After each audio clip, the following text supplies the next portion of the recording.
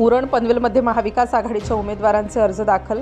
काँग्रेसचे जिल्हाध्यक्ष महेंद्र शेठ घरत उमेदवारांच्या मागे खंबीरपणे उभे.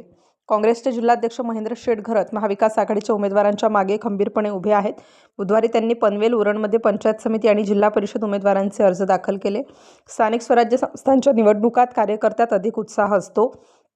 कार्यकर्त्यांच्या भावना विचारात घेऊन उमेदवार उभे केले आहेत, असे महेंद्र शेठ घरत म्हणाले. उरणमध्ये प्रचंड असंतोष आहे. दिवाणचे नाव अद्यापही विमानतळाला दिले गेले नाही. पाणी समस्याही गंभीर आहे. रस्त्यांचा प्रश्न बिकट आहे, त्यामुळे अपघातांचे प्रमाण वाढले आहे.